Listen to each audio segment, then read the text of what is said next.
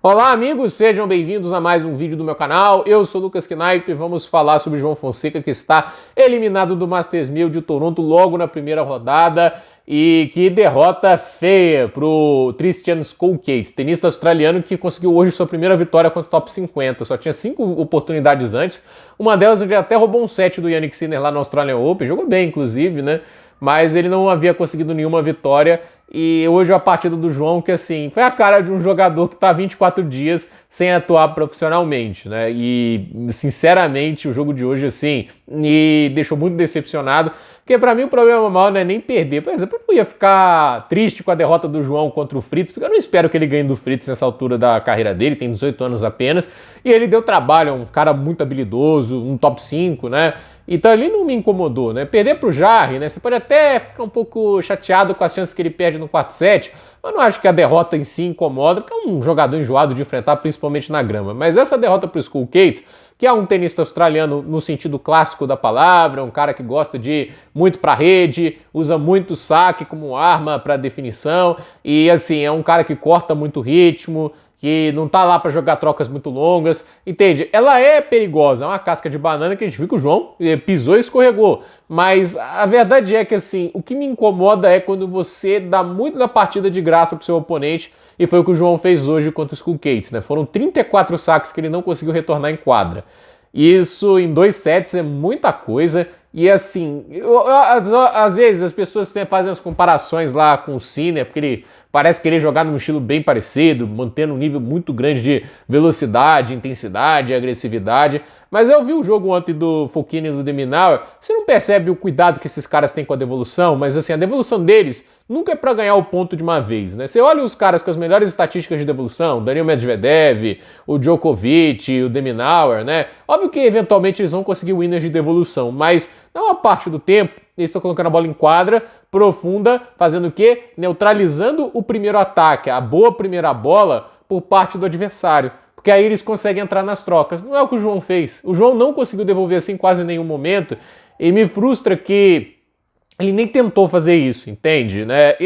Você vê ali, né? Tipo, quando não era uma pancada, era às vezes um slice, entende? Não entendeu o que ele precisava fazer no jogo ali, não obrigou muito o Skolkaite a se movimentar, ele tinha que ter tornado esse jogo mais físico, entende? Colocar um cara que não é lá muito ágil para correr, mudar a direção dos golpes o máximo que pudesse, né? E ele não fez isso. O fato é que o João, ele tentou resolver tudo o mais rápido possível e uma quadra que ele claramente não entendia nada do tempo de bola, no aspecto de que a quadra era muito mais rápida do que ele estava acostumado, o calor também muda muita coisa. E aí eu venho aqui criticar novamente a decisão de ele não ter jogado o Washington. Eu mantenho a minha opinião, não apaguei meu vídeo lá da minha opinião de que eu acho que ele deveria ter jogado o Washington.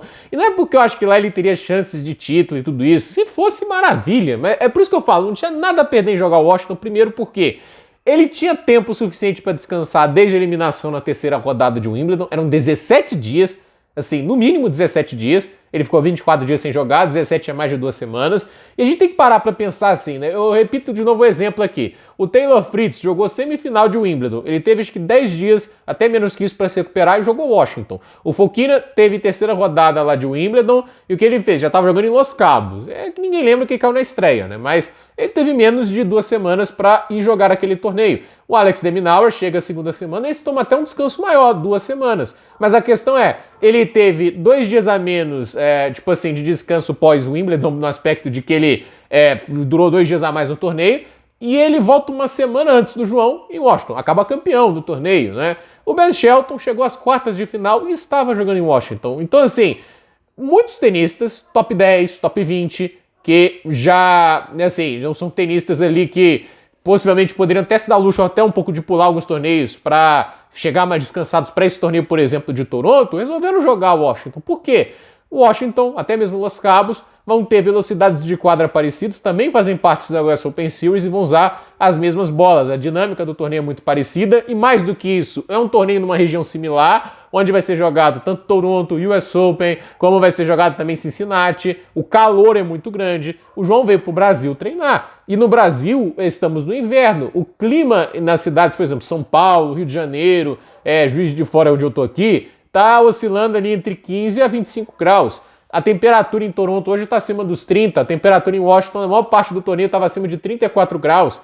E isso não afeta o desgaste físico do atleta apenas. Muita gente vai olhar pro calor e falar, tá mais quente, o atleta vai suar mais. Tem isso também. Mas sabe o que afeta? A velocidade da bola em quadra. Por quê? Quanto mais quente estiver, menos o ar é denso. Isso acontece até na Fórmula 1. Quando a temperatura baixa, os carros começam a andar 4, 5 décimos mais rápido. Por quê? Tá mais denso o ar, o carro tem mais pressão aerodinâmica, então ele faz mais rápido as curvas, né? Porque tem mais ar sustentando o carro com aquela eficiência. A bola de tênis, ela vai ter, obviamente, um comportamento diferente, porque não é um carro e tudo isso, mas é aquele negócio, quando o ar está mais denso, você vai ter uma barreira que desacelera ela, então você tem que gerar mais potência, né?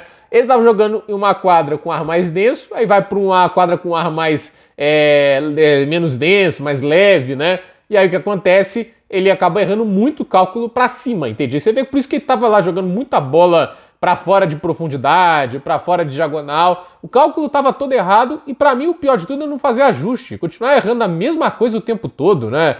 Isso é muito sinal de inexperiência, né? Mas para mim o principal poderia ter jogado Washington. Eu não acho que é um tempo de descanso ruim, pelo contrário, 17 dias de descanso é maravilhoso, mas o cara pulou direto, né? Foi para Toronto, é um torneio perigoso você cair cedo, e agora vai ficar mais 2 semanas parado até Cincinnati, né? Que é o penúltimo torneio dele, ou o último talvez, isso se ele não jogar o 250 de Winston-Salem, né?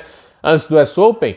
E eu duvido que ele vai jogar o Winston-Salem na semana anterior do US Open. Normalmente não faz isso, não fez isso lá com Viena, né? O Hamburgo, lá antes do Roland Garros. Então, não acho que isso vai acontecer. Então, eu pessoalmente acho que o João deveria ter jogado o Washington, não só pelos pontos, mas também pela experiência. Isso também é um treino, gente. Tentar entrar num torneio que não é tão grande quanto o Masters 1000, mas você ganha ritmo, você ganha confiança, você vai ali se testando e tentando entender o que está de errado com o jogo para ajustar. Até porque essa é a superfície que vai ditar o tênis até março, né? Óbvio que o João, em fevereiro do ano que vem, vai jogar a Golden Swing, porque é o tênis sul-americano, então ele vai jogar torneios como Buenos Aires de novo, Rio de Janeiro. Mas assim, eu acho que esses hiatos muito longos, pra mim, assim, é um exagero, porque ele não vai colapsar fisicamente com os resultados que ele vem tendo. Porque assim, desde que ele foi campeão em Buenos Aires, ele foi primeira rodada do Rio de Janeiro, aí ele foi segunda rodada de Indian Wells, aí tem um título lá em Phoenix, ok, terceira rodada em Miami, aí ele fica um hiato grande para jogar Madrid, segunda rodada,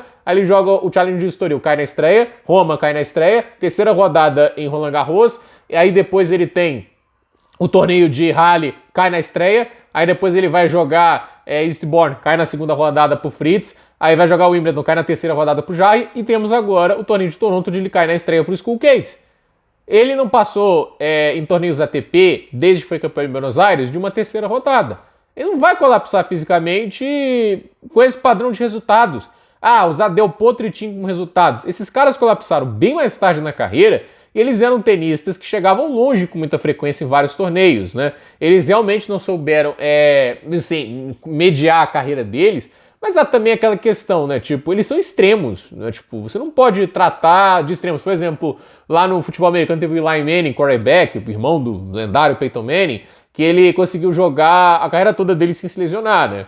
Você não pode pegar esse extremo ao mesmo tempo que pegar o Andrew Luck, que foi o quarterback dos Colts, e se lesionava o tempo todo, né?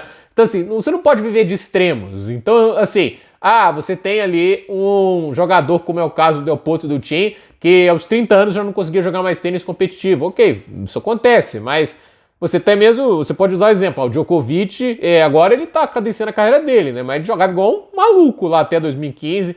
Ele jogou um monte de torneios, 16 torneios naquele ano, entende? Conseguiu fez 88 jogos, ganhando 82, né? O Federer, em um certo momento da carreira dele, jogou 95 jogos no ano, ganhando 91, inclusive.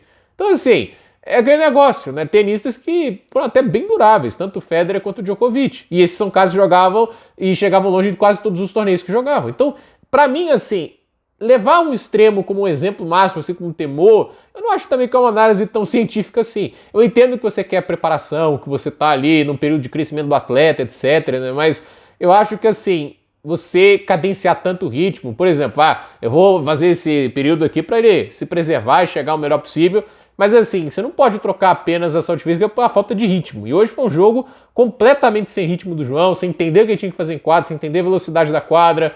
sem entender o que o oponente estava fazendo também. E aí eu tenho que cobrar um pouco do staff tático ali do João, porque uma coisa que eu fico um pouco incomodado é quando os caras, vamos lá, intensidade, você consegue, entende? Eu me lembro do jogo da Beatriz Haddad Maia contra a Iga Swiatek, que foi Madrid, né, que a Bia ganhou o primeiro set, aí a Iga virou, né, mas aí quando você tá lá vendo o jogo, a Iga Swiatek começou a jogar muito melhor, você tá deixando ela te recuar, bate mais forte na bola, eu acho essa análise pobre, entende? Não era por causa disso daquele jeito que a Beatriz ia voltar pra partida, entende? Eu acho que ela devia ter procurado mais slice, tudo isso, mas é aquele negócio, né? Tipo, ela podia ter tirado mais velocidade, tirado um pouco o conforto da Iga, mas nem isso foi sugerido. Então, assim, eu entendo que os jogadores querem dar confiança e motivação, mas naquele jogo ali o João era aquele negócio, tira o pé do acelerador, não precisa atacar toda a bola. É o que o pai do Ben Shelton falou, que ele não ouviu inclusive, né, contra o Fokina. Para de tentar dar pancada no saque, joga um slice, vai pro saque voleio, vai pra rede, entende? Ele tentou dar uma alternativa ao cara para não ficar repetindo a mesma estratégia que fez o adversário fazer 6-2 no primeiro set e jogar melhor quase que o jogo inteiro. Então, assim, pra mim, o João, ele hoje precisava de uma abordagem diferente em certo momento da partida. Não acho problema começar com a fórmula base, porque às vezes pode funcionar, às vezes não. Mas hoje, né, tipo, desde o início do jogo já tava meio nítido. Ele ia precisar de fazer algo diferente para incomodar o Skulkate, porque forçar o jogo, bater na bola com agressividade não estava funcionando. Então, frustrado, não era o resultado que eu gostaria de ver, mas assim, né, tipo, a maneira que ele abordou o jogo não surpreende a derrota, né, essa é a verdade. E, de novo, repito aqui, não tinha nada para perder com o Washington. Não acho que o desgaste físico era, tipo assim, justificável para ele tomar 24 dias de descanso, entende? Se a gente for pegar as partidas que ele fez desde abril, né, quando começa o giro de Saibro, né, tem quantas ali, né? Tipo, se eu vou contar aqui um pouquinho mais de 10, né? Não é tanta coisa assim se a gente for parar para pensar que é abril, maio, junho e julho, em 4 meses. Então, assim, eu gostaria de ver, assim, ele jogando mais torneios, sim, mas também para pegar experiência e também porque ele precisa elevar um pouco o padrão de resultados. Essa abordagem que ele está tendo até agora em ATP, ok que ele vai evoluir, melhorar, mas a gente está vendo só terceira rodada, segunda rodada, primeira rodada, jogar um torneio 500 e 250, se ele consegue chegar uma semifinal, umas quartas de final, já é uma coisa legal para ele ganhar mais confiança, para ele ganhar mais ritmo. Então, para mim, assim, não gostei da abordagem, mas aí sinto-se à vontade para discordar, até porque é a minha opinião, não é a verdade definitiva. Aí vocês podem tomar qualquer tipo de análise de vocês, se vocês acham que está correto, tudo bem. Eu não quero aqui fazer discórdia, briga, eu só estou trazendo o meu ponto de vista. Então, gente, por esse vídeo é isso. Dúvida nos comentários, deixe seu like, se inscreva no canal, compartilhe este vídeo e até o próximo vídeo.